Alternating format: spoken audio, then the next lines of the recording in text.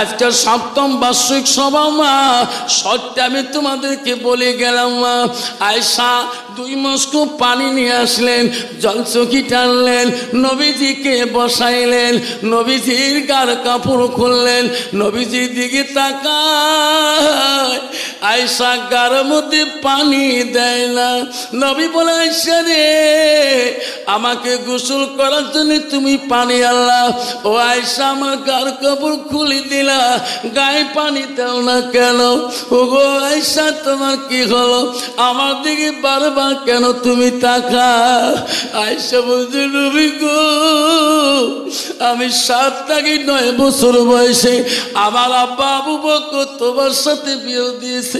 ও গো নবী, তোমার খেদমতের কোনোদিন ত্রুটি করি নাই, আপনি আমাকে এত ভালোবাসেন, আমি তোমার গায়ে পানি দেব গো নবী। আমার একটা প্রশ্ন আছে, এই প্রশ্নটার জবাব দিতে হবে। নবী বলে, আয়েশা, তুমি গায়ে পানি না দিয়ে আমাকে প্রশ্ন কিসের করো? ও গো নবী, আমার প্রশ্ন হলো, আমি আয়েশা বলতে চাই, তোমার শিশুকালে, তোমার বাল্যকালে, ও গো নবী, তোমার কোনো বসন্ত, কোনো কলেরা হয়েছে নাকি? নবী গো, তোমার গায়ে তো কেন কালো কালো দাগ? আমার নবী উত্তর দেয় না রে। নবী কান্দে, চোখের পানি ফেলে কান্দে, নবী চোখের পানি দিয়ে দাড়ি ভিজে যায়, আয়েশা জবাব দেয় না। আয়েশা বলে, ও গো নবী, আপনি প্রশ্নের উত্তর না দিয়ে কান্দেন কেন? নবী বলছে, আয়েশা রে, আজকে তুমি এই প্রশ্ন কেন করলে? আয়েশা, ওই দিনের কথাগুলো তুমি মনে করিয়ে দিস না। আয়েশা, আমি নবী কষ্ট পাই, আমি বড় ব্যথা পাই, ওই প্রশ্নগুলো আমার করিস না। আয়েশা বলে, কেন নবী করব না? আপনি কিসের ব্যথা পান বলেন? আমি বলছিলাম, তোমার ছোটকালে, বাল্যকালে কোনো রোগ, কোনো বসন্ত, কোনো কলেরা হয়েছে নাকি? আপনি উত্তর না দেন কেন? নবী বলছে, আয়েশা রে, আমি নবী বলি রে, আমার শিশুকালে, বাল্যকালে কোনো রোগ হয় না। আয়েশা, আমি ইসলামের খাতিরে, দিনের প্রসারের জন্য যেদিন আমি তাইবের জমিন চলে যাই, তাইবের মানুষ আমাকে পাগল বলছিল রে। আয়েশা রে, তাইবুর যুবকরা আমাকে পাথর মারি মারি আমার রঙটা কালো করে দিয়েছে। আয়েশা, আয়েশা, সেই দিনের কথা যদি তুই মনে করে দিও, আমি নবীজি সহ্য করতে পারি না। আয়েশা রে, তাইবের মানুষ আমাকে এমন মারছিল রে আয়েশা, আমার শরীরের রক্তগুলা, আমার কাপড় রঙিন হয়ে গেছিল রে আয়েশা। আমি নবীর ডলি পড়ে গেছিলাম, আমার উচিল না, আমার রক্ত দিয়ে আমার পায়ের জুতে পর্যন্ত কলকল শব্দ হয়েছে রে আয়েশা। সেই দিনের কথাগুলো তুই মনে করে দিস না। আয়েশা বলছে, নবী গো, আপনার জীবনে এত কষ্ট করেছে, আল্লাহ কি তোমার সহায় করলো না? নবী বলছে, আয়েশা রে, তৎক্ষণাৎ জিবরাইল ফেরেশতা সহকারে হাজির হয়েছে। বলছি, ইয়া রাসূলুল্লাহ, হাবিবুল্লাহ, আপনি কাঁদবেন না, আল্লাহ আমাকে পাঠিয়ে দিল, তাইবের কষ্ট আল্লাহ সহ্য করতে পারে নাই। ও গো নবী, আপনার জবান দিয়ে যা করবে বলবেন, আমি জিবরাইল তাইবের জমিন আমি উলট ফলট করে দেব। আয়েশা, ওদিন আমি জিবরাইলকে বলছি, জিবরাইল, আমি কথা বলতে পারবো না, জিবরাইল তুমি ফিরোজা, তাইবের মানুষ আমাকে না চিনতে পারে, তাইবের যুবকরা আমাকে না চিনতে পারে, জিবরাইল আমি নবী দুনিয়ার থেকে চলে যাব, আমি নবী দুনিয়ার থেকে যাব কবরের মধ্যে। একদিন তাইবের বংশ থাকি আমাকে নবী বলে মানিয়ে নেবে, আমি নবী অভিশাপ দিতে পারবো না। যেরকম সুবহানাল্লাহ। আয়েশা কালি কান্দি বলছে, রসুল গো, আপনার বিনিময় কি তাই হলো? আয়েশা রে, কিয়ামতের দিন, ইয়াউমাল কিয়ামত, সমস্ত নবীগণকে আল্লাহ আদালত শুরু করে দেবে। আয়েশা, আমি রাসূলুল্লাহ ওই দিন আমার আল্লাহর দরবারে আমি সিদরাতুল মুনতাহা কাবা কাউসানের সিজদায় পড়ব। আল্লাহ কবে, মুহাম্মদ ও রহমাতুল লিল আলামিন, আজকে পৃথিবীর সব নবীর আদালত হবে, তোর রহমাতুল লিল আলামিনের কোনো আদালত হবে না। জোরে কোন সুবহানাল্লাহ। ও নবী, ও রহমতের নবী, ও বরকতের নবী, তোর কাছে কোনো বিচার নাই, তুমি আমার কাছে সেজদা দাও কেন? আমার কাছে আজকে সিদরাতুল মুনতাহায় কান্দো কেন? ওই দিন আমার রসুল, আমার হাবিব বলবে, ওগো মওলা, আজকে তোমার সিদরাতুল মুনতাহায় কাবা কাউসানের সেজদা দাও একটা উদ্দেশ্য হলো গো নবী মাবুদ, আমি তাইবের জমিনে পাথরের বাড়ি খাচ্ছিলাম, রক্তে রক্ত তো রঙিন হয়ে গেছিল, আমি ডুলে পড়ে গেছিলাম, তবু তোমার কাছে আমি সাহায্য চাই না। ওগো মওলা, আজকে তোর কাছে সাহায্য চাবো, আমাকে ফিরিয়ে দিস কে আল্লাহ। আল্লাহ বলবে, ও নবী রহমাতুল লিল আলামিন, তোমাকে আমি আল্লাহ পৃথিবীতে রহমত স্বরূপে পাঠিয়ে দিয়েছি, বল তোমার কাছে যা বলবে আমি তাই করে দিয়ে দেব। ওই দিন বলবে, ওগো মাবুদ, আমি তাইবের জমিনে পাথরের বেড়ি খেয়ে খেয়ে জমিনে বেহুশে পড়েছিলাম, আমি তার বিনিময়ে কিছু চাই নাই, আজকে তাইবের বিনিময় একটা করি পাথরের বিনিময় আমার গুনাহগার উম্মতগুলোকে মাফ করবে কিনা? মাওলা রে, তাইবের জমিনের একটা করে পাথরের বিনিময় আমার গুনাহগার উম্মত গুলাকে মাফ করবি কিনা? এরকম সুবহানাল্লাহ। আল্লাহ বলবে, যারা নবী যা, তোর মনোনীত উম্মত দিয়ে তুমি জান্নাতে চলে যা। মায়েশা বলছো, নবী গো, আপনি কেমন করে চিনবেন কিয়ামতে তোমার এটা উম্মত হবে? আপনি কেমন করে চিহ্নিত করবেন? আমার নবী বলছে, আয়েশা রে, 1000 ঘোড়া যদি একটা খোলা ময়দানে ছাড়ি দেওয়া হয়, একটা ঘোড়া রং যদি চক্রা বক্রা হয়, প্রয়োজন হলে 1000-এর মধ্যে ওই চক্রা বক্রা ঘোড়াটা খুঁজে পাওয়া যাবে কিনা? যাবে কিনা? জোরে কান। আয়েশা বলছে, হুজুর যাবে। আয়েশা, শুনি রাখো, কিয়ামতের ময়দানে আমি আমার উম্মতকে চিহ্নিত করব। হাসরের ময়দানে যিনি আমার খাঁটি উম্মত হবে, ওই উম্মত আমার যদি 5 ওয়াক্ত নামাজ পড়ে, মসজিদে যায়। আল্লাহ রসুলের কাছে আব্দুল ইবনে মাসউদ হাদিসে বর্ণিত আছে, আল্লাহ রসুলকে প্রশ্ন করেছিল, ক্বালা নবী সাল্লাল্লাহু আলাইহি সাল্লাম, আই আমাই হাব্বু ইলাল্লাহু তাআলা, নবী গো, আল্লাহর কাছে সবচেয়ে ভালো আমল, ভালো বস্তুটা কি? নবী বলছে, ক্বালা সালাতু আলা ওয়াক্তিহা, সময় মতে ওয়াক্ত মতে নামাজ পড়াটা আল্লাহর কাছে সবচেয়ে বড় বিধান, বড় আমল। জোরে কোন সুবহানাল্লাহ।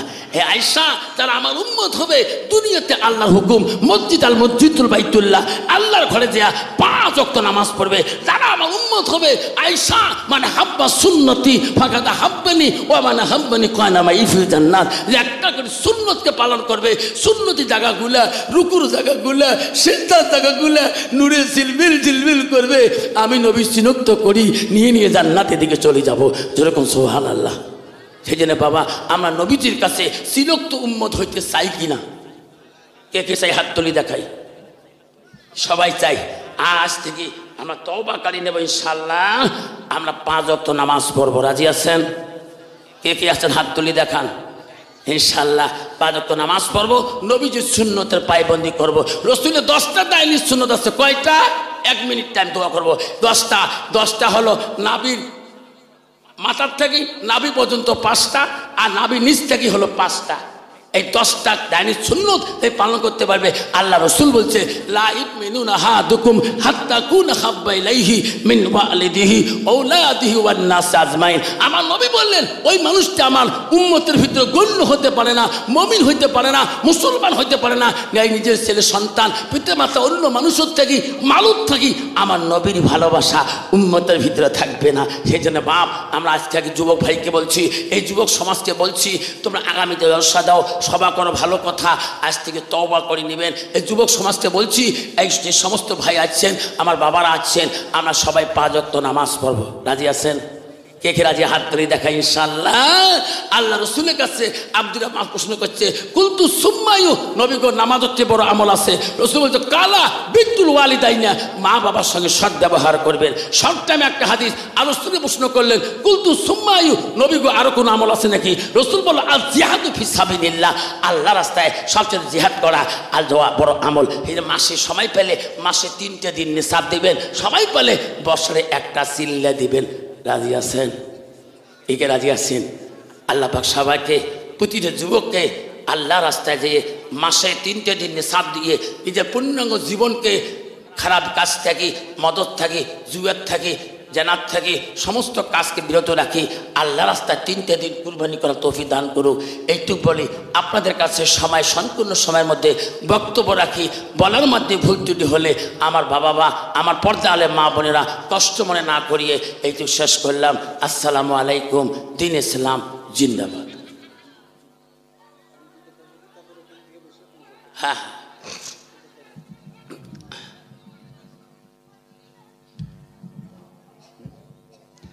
ওটা ভালো না বেশি।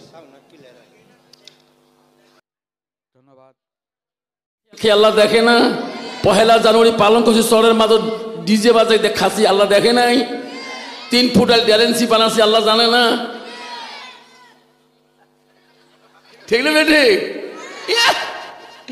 এই যে 1 জানুয়ারি আগাদিন জলসা ছিল আমার, 31 ডিসেম্বর জলসা ছিল ফুলবাড়ি নাগের বান আব্দুল মজিদ হাফিজি মাদ্রাসায় 31 তারিখে। তাহলে 1 জানুয়ারি পালন করবে। ওই আগাদি জলসা করছিলাম, সেটা হলো মাটিয়া দলগুমা ব্রিজ, ওই চর এলাকা মাদ্রাসা। আল্লাহ আল্লাহ ওই দিন বললো, নাগের বান্ধে যুবকরা বললো, হুজুর আপনি ওয়াজ করিতে আজকে চরের মধ্যে কোনো ডেক বাজে নাই। সুবহানাল্লাহ কোন। এই 2025 সালে নাগের বাঁধে যেটা ডেক বাজে 1 জানুয়ারি রাতিতে, হুজুর কালকে চরের কোনো বাতি নাই, কোনো ডেক নাই। সুবহানাল্লাহ কোন। মুসলমানের ছেলে 1 জানুয়ারি পালন করার জন্য পাগল হয়ে থাকে, ঠিক না বিঠি? আলহামদুলিল্লাহ আলহামদুলিল্লাহ রাব্বিল আলামিন والعاقبة للمتقين والصلاة والسلام على رسوله الكريم أما بعد أعوذ بالله من الشيطان الرجيم أعوذ بالله من الشيطان الرجيم بسم الله الرحمن الرحيم إن المسلمين والمسلمات والمؤمنين والمؤمنات إن المسلمين والمسلمات والمؤمنين والمؤمنات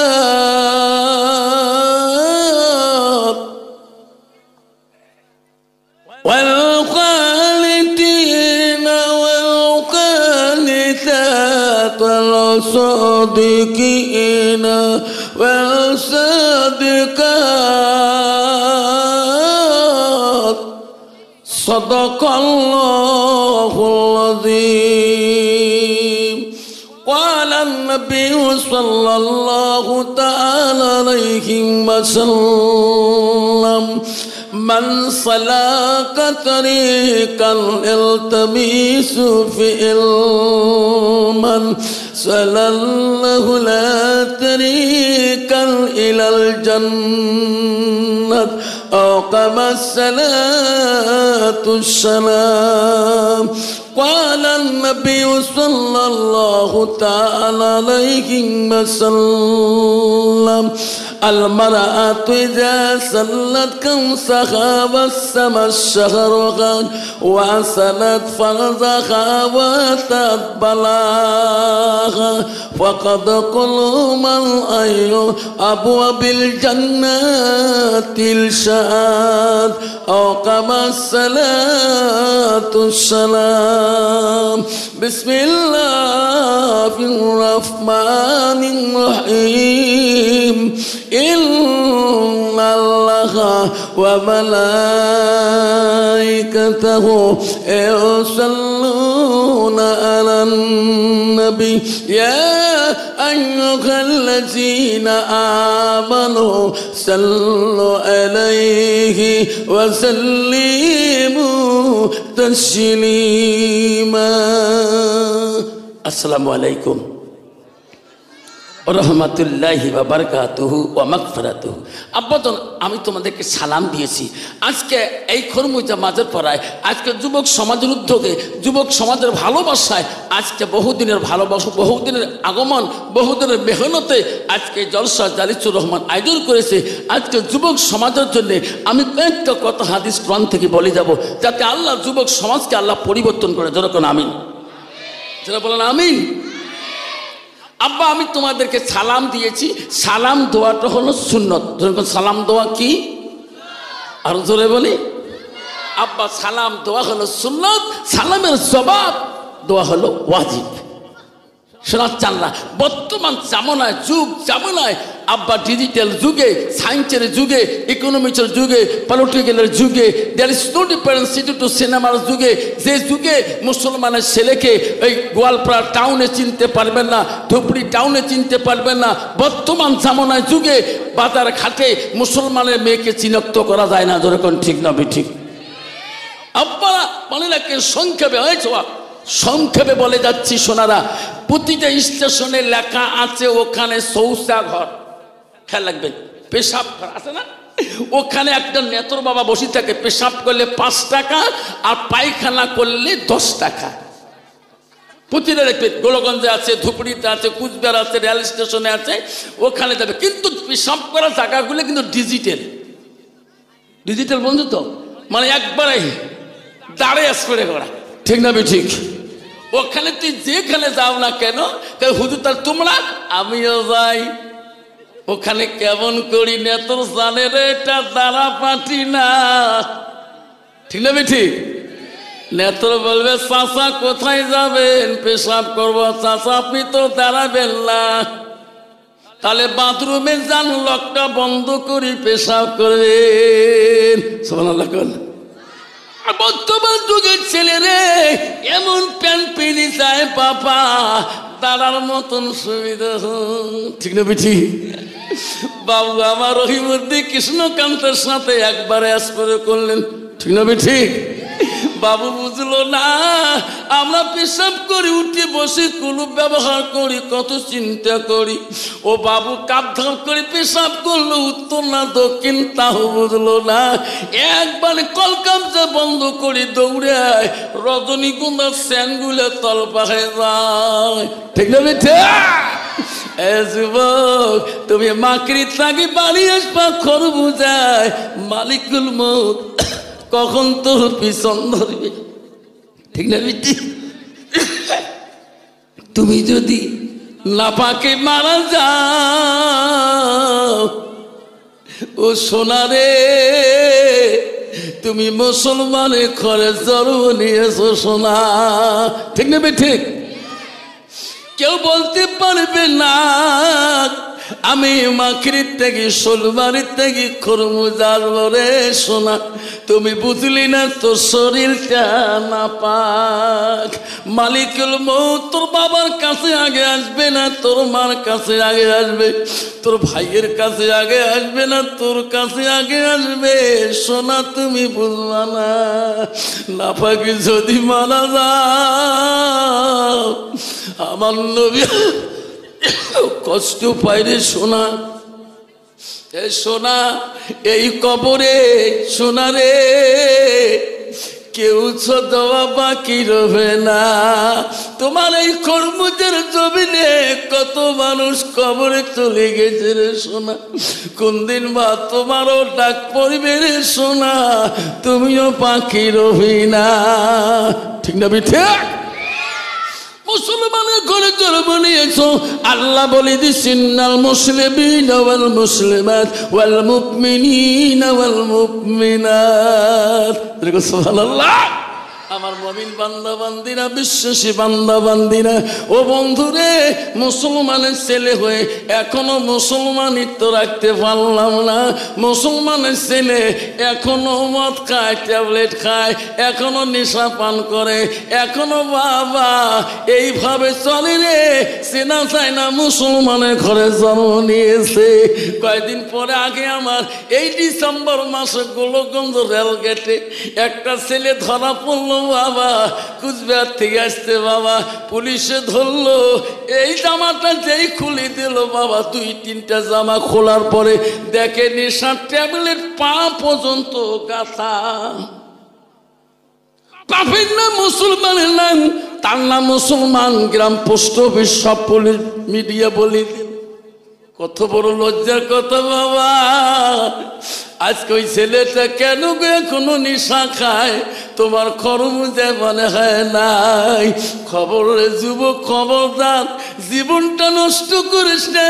সন্ধ্যা হলে ফেসবুকে ইউটিউবে যাস না। 1টা ঘন্টার জন্য তুমি যদি মুক্ত হয়ে যাও, আল্লাহর কোরআনটা যদি পড়া শেখো শোনা, ওই নেশা কোনোদিন তোমার নাপাক বস্তু মুখে যাবে না। আল্লাহ রসুল সেই জন্য বলে, মানসালা কাতারে খান এলতামিসু ফি ইলমান। তোরা যদি এলেমের রাস্তায় যদি চলতে চাও, এলেম শিখতে চাও, এলেমের রাস্তায় তোমার যেতে হবে, সেই রাস্তা তোমার খুঁজতে হবে।